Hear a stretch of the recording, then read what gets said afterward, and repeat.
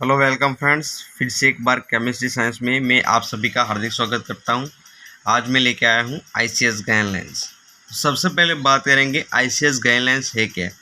तो ICS guidelines pharmaceutical industry में use होने वाली एक गाइडलाइंस के जिसके रिगार्डिंग हम फार्मास्यूटिकल इंडस्ट्री में हम मैन्युफैक्चरिंग कर सकते हैं। तो आईसीएस गाइडलाइन का मतलब होता है इंटरनेशनल कॉन्फ्रेंस ऑफ हार्मोनाइजेशन, जिसका हिंदी में अर्थ होता है अंतर्राष्ट्रीय सम्मेलन समानता। ये ऑल कंट्रीज़ के लिए एक लॉ है जो आईसीएस गाइडलाइन के अंदर है। तो आईसीएस गाइडलाइन फार्मास्यूटिकल इंडस्ट्री में यूज़ होती है। तो आईसीएस गाइडलाइन आई की क्यों बनानी आईसीएस गाइडलाइन क्यों बनानी पड़ी। तो हम बात 1962 में एक घटना हुई थी, दुर्घटना, जिसे हम थैलिडोमाइड ट्रेजेडी बोल सकते हैं, जिसके अंदर ऐसा हुआ कि जो भी ये थैलिडोमाइड ड्रग्स लेते तो प्रेग्नेंट लेडी लेती तो उसके अंदर उसके जो बेबी बॉर्न होता वो अविकसित होता। तो इसकी वजह से थैलिडोमाइड ड्रग की ट्रेजेडी हुई। उसके बाद यूरोप से एक गाइडलाइन बनानी शुरू हुई जिसके अंदर एक स्ट्रक्चर बना, उसमें एक रेगुलेटरी बॉडी और रिसर्च बेस्ड इंडस्ट्री के रिगार्डिंग ये आईसीएस गाइडलाइन प्रिपेयर होने की शुरुआत हुई, जिसके अंदर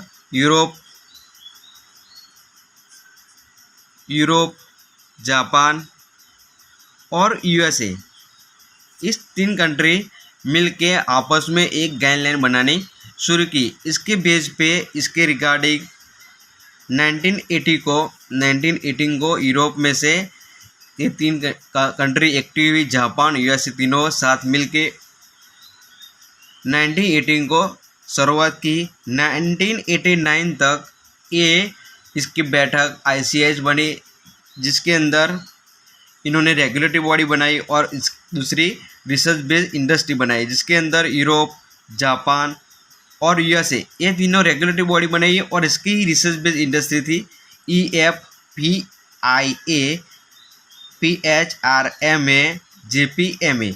तो इसका फुल फॉर्म है European federation of pharmaceutical industry association. दूसरा PHRMA का मतलब है pharmaceutical research and manufacturing association, and JPMA का मतलब है जापानीज फार्मास्यूटिकल मैन्युफैक्चरिंग एसोसिएशन। तो इन लोगों ने 1989 को आईसीएस गाइडलाइन प्रिपेयर की। इसके बाद उसी समय इसी ईयर में, देखो इधर मैं बताता हूँ, 1980 को मीटिंग हुई और इधर 89 को WHO को हैंड ओवर किया। फिर 1919 को WHO ने अप्रूव दिया। इसके बाद ये गाइडलाइंस पूरे वर्ल्ड के लिए बनी और इस सब जगहों पे इन्होंने फॉरवर्ड किया। तो मैंने आपको स्लाइड बताई गई है, उस स्लाइड में भी ये मैंने स्ट्रक्चर बनाया है। तो इसी तरह से 2 रेगुलेटरी बॉडी और रिसर्च बेस्ड इंडस्ट्री ने इस तरह से आईसीएस गाइडलाइन का प्रिपरेशन किया, फिर WHO को दिया, फिर वो मार्केट में आई आईसीएस गाइडलाइन इसी तरीके से बना पड़े। तो हमने बोला कि थैलिडोमाइड एक ऐसी ड्रग बनी जिसके साइड इफ़ेक्ट बढ़ गए, इसीलिए इस आईसीएस गाइडलाइन बनानी पड़ी।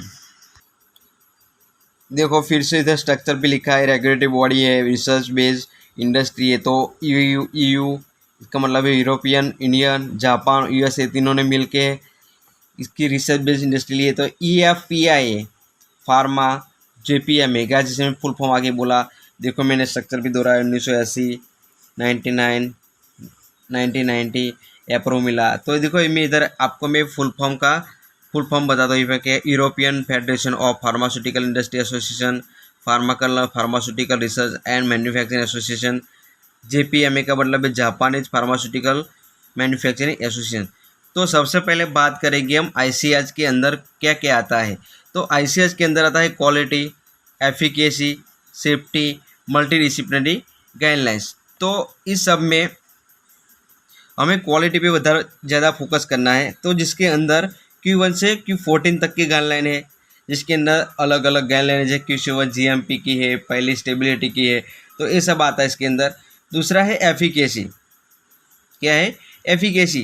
क्वालिटी के बाद आता है एफिकेसी, गुणवत्ता, असरकारकता, सेफ्टी, क्या इससे सुरक्षा मिलेगी, और मल्टीडिसिप्लिनरी। जो इन तीनों में सेट नहीं हो रहा है वो मल्टीडिसिप्लिनरी में लिया गया है। ठीक है, अब हम आगे बात करते हैं आईसीएस गाइडलाइन। तो क्वालिटी को हमने बोला कि गुणवत्ता बोला जा सकता है, सेफ्टी सुरक्षा, एफिकेसी ऐसा करता है, मल्टीडिसिप्लिनरी जो इन तीनों में नहीं फिट हो रही थी उसको मल्टीडिसिप्लिनरी में ले लिया। तो हम बात करेंगे कि इसके अंदर क्या क्या कंटेंट्स आते हैं। तो सबसे पहले हम आईसीएस के बारे में इंट्रोडक्शन लेंगे, फिर इसकी क्या आवश्यकता हुई, हार्मोनाइज क्यों किया जाए वो लेंगे, evaluation of ICH, objective of ICH, ICH members, process of ICH and ICH guidelines, ये सब हमें देखना है आगे। ठीक है, तो सबसे पहले हम बात करेंगे इंट्रोडक्शन।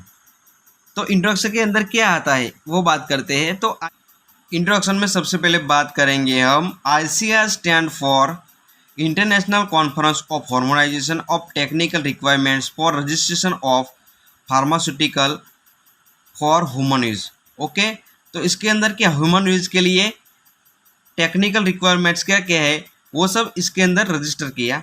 फिर आगे उन्होंने बताया which is international non profit association which is unique in bringing together the regulatory authorities and pharmaceutical industries, where European Union, Japan and USA involve the scientific and technical discussion of the testing procedure required to assess and ensure safety, quality, efficacy and medicines, ये सब provide किया। तो introduction के अंदर बात करेंगे कि Japan, USA और अमेरिका, ये तीनों देशों ने मिल के जापान, यूएसए और यूरोप, ये तीनों देशों ने मिलकर अपनी खुद एक रिसर्च बॉडी बनाई और एक रेगुलेटरी बॉडी बनाई। तो इन्होंने इस पर सर्च किया, एक तरफ इंडस्ट्री थी, एक तरफ वो बॉडी थी, तो इन्होंने मिलके ये काम किया और आईसीएस गाइडलाइन बनाने स्टार्ट किया। ठीक है, दूसरी बात करेंगे हम नीड टू हार्मोनाइज। तो इसकी क्या आवश्यकता हुई आईसीएस बनाने की, तो हम बात करते हैं many time consuming an expensive test procedure in order to market new products internationally। तो क्या कई नई प्रोडक्ट लाने में बहुत दिक्कत होती है, जैसे कि हम इधर इंडिया में हो और कोई दूसरी कंट्री से हमें प्रोडक्ट लानी हो, यार हम हमारे इंडिया से कोई दूसरी एरिया में जाना हो तो वहाँ पर टेस्टिंग करवाना पड़ेगा, फिर प्रोसेस करना पड़े। तो क्या इसके लिए कोई टेस्टिंग ना पड़े, एक ही आवश्यकता, जो भी हमें कैप्सूल, टैबलेट, कोई भी मेडिसिन बनानी हो एक ही जगह पे हमें अपने आप खुद टेस्टिंग करके बनाए, ऐसी गाइडलाइन बनाई गई। तो इसकी आवश्यकता ये रही। फिर दूसरा है overrising cost of health care making safe and efficient new treatment available to patients in need. नई पेटेंट्स हमें एक ही जगह पे मिलेगी, जैसे कि हम इंडिया में कर रहे हैं तो इंडिया में ही में मिल जाए, कोई वहाँ पे कर रहा है हमारे यहाँ वो वहाँ पर मिल जाए, वहाँ हो इधर मिल जाए, इसकी वो आवश्यकता थी। इसीलिए हमें नीड टू हार्मोनाइज ये आईसीएच बनाने की आवश्यकता रही। फिर दूसरी बात करेंगे हम ओरिजिन ऑफ आईसीएस। तो इसके अंदर कौन कौन से क्षेत्र थे वो लिए गए। तो harmonisation of regulatory requirements was pioneer by the EU, इसका मतलब है European, in the 1980s as the Europe move towards the development of single market. This success achieve Europe domestic that harmonise was possible. तो ये क्या किया हमने, जो आगे स्ट्रक्चर देखा था वही इसके अंदर आएगा। तो यूरोप, जापान, यूएसए जो रेगुलेटरी बॉडी थी, इसके बाद रिसर्च इंडस्ट्री बनी जिन्होंने 1980 को स्टार्टिंग किया था आईसीएस बनाने की, तब 1890 को डब्ल्यूएचओ को सौंपा, फिर 1990 को अप्रूव हुआ, फिर वो मार्केट में आया। तो ये था हमारा इवोल्यूशन ऑफ आईसीएस। क्या था, ओरिजिन ऑफ आईसीएस। हम आगे देखते हैं इवोल्यूशन ऑफ आईसीएस। क्या देखते हैं, इवोल्यूशन ऑफ आईसीएस। तो इवोल्यूशन ऑफ आईसीएस के अंदर हमें 3 तबक्के, जिसमें first decade, second decade and third decade दिखने को मिला। तो जिसके अंदर फर्स्ट डेकेड है significant progress in development of ICH guidelines on safety, quality and efficacy topics and also works on number of important multidisciplinary topics. Second decade के अंदर देखेंगे हम implementation ICS guideline in the ICS regions, expand communication and information of ICS guidelines with other regions. Third decade, extending the benefits of harmonization beyond the ICS regions, training as well as active participations of the order regions guidelines development screen as caving this effort. तो in first decade, second decade, third decade में क्या हुआ, जो पहले हमने first decade के अंदर safety, efficacy and quality, इन तीन के लिए हमने गाइडलाइंस बनाई, आईसीएस ने गाइडलाइन बनाई। और इसके बाद सेकंड डेकेड आया जिसके अंदर सारी कंट्री से कम्युनिकेशन हुआ और जो नई बड़ी कंट्री थी उसके साथ मिलजुल के कुछ गाइडलाइन में एडिशन किया। तो उसके अंदर जो एडिशन हुआ वो मल्टी डिसिप्लिन के अंदर ऐड हुआ। ऑब्जेक्टिव ऑफ आईसीएस, आईसीएस आने के बाद क्या क्या फ़ायदे हुए मैं आपको बताता हूँ। आईसीएस के बाद पब्लिक हेल्थ, तो जो साइड इफ़ेक्ट हो रहे थे वो सब होने बंद हो गए।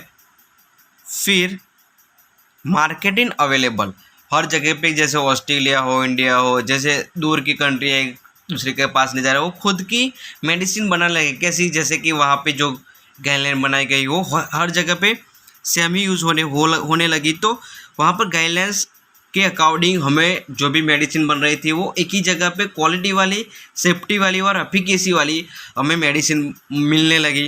तो इसका ये हुआ। तो एनिमल टेस्ट हो रहे थे, जो हम एनिमल पे, प्राणियों पे जो हम सर्च कर रहे थे, जैसे कोई वैक्सीन बनी तो सबसे पहले हम प्राणियों पे इसका यूज़ करते थे, उसका रेट क्या हुआ, कम हुआ, मार्केट में अवेलेबल हो गई और पब्लिक की हेल्थ होने लगी, इसके कोई साइड इफ़ेक्ट नहीं होने लगे। जो भी टैबलेट वो यूज़ होने लगी वो असरकारक थी, जिसका कोई साइड इफ़ेक्ट नहीं थी। तो ये सब क्या हुआ, इसके फ़ायदे हुए। तो मैंने वो भी स्लाइड पे आपको बताया, मैंने जो भी ये टॉपिक्स लिए हैं वो सब आपको स्लाइड के अंदर दिखाई दे रहे हैं, आपको ये समझ में आ जाएगा। ठीक है, अब हम बात करते हैं आईसीएस मेंबर के। जो गाइडलाइन बनी उसके अंदर कौन कौन थे मेंबर थे, वो इधर है। हमने आगे देखा कि आईसीएस के अंदर कौन कौन से मेंबर थे। तो मैंने बताया था यूयू है, EFPI है, MHLW है, USFD है, JPMA है, WHO है, TPP है, IPF है। तो हमने इसके अंदर TPP ने ऐड किया है, जो है ट्रांस पैसिफिक पार्टनर्स, जिसको अमेरिका ने वो अपने हैंड ओवर लिया था। तो हम आगे बात करते हैं आईसीएस गाइडलाइन के। आईसीएस के अंदर कौन कौन से गाइडलाइन है, इसके क्या क्या यूज़ है। तो हमने देखा क्वालिटी, सेफ्टी, एफिकेसी, वो सब क्या है, मल्टी डिसिप्लिनरी गाइडलाइंस जो लास्ट में ऐड किया था वो। तो अब सबसे पहले आएगा क्वालिटी। तो क्वालिटी के अंदर Q1 से Q14 तक गाइडलाइंस अवेलेबल है, जो मैंने स्लाइड पे वहाँ पे दिया है। आगे आईसीएस गाइडलाइन की बात की, Q1 से Q14 आप वहाँ पे पढ़ लेना। क्वालिटी के अंदर टोटली Q1 से Q14 तक है। दूसरा आएगा सेफ्टी, जिसके अंदर S1 से S11 तक है। तीसरा आएगा एफिकेसी, जिसके अंदर E1 से E16 तक है। और लास्ट में आएगा मल्टी डिसिप्लिनरी गाइडलाइंस, जिसमें M1 से M11 तक की गाइडलाइंस अवेलेबल है। तो आप सब ये देख सकते हैं कि एफिकेसी, क्वालिटी, सेफ्टी और मल्टी डिसिप्लिनरी क्या है। तो आईसीएस गाइडलाइन इसके लिए बनी और हमारे टैबलेट कैप्सूल में जो भी है वो सब मिला। Thank you so much for watching this video.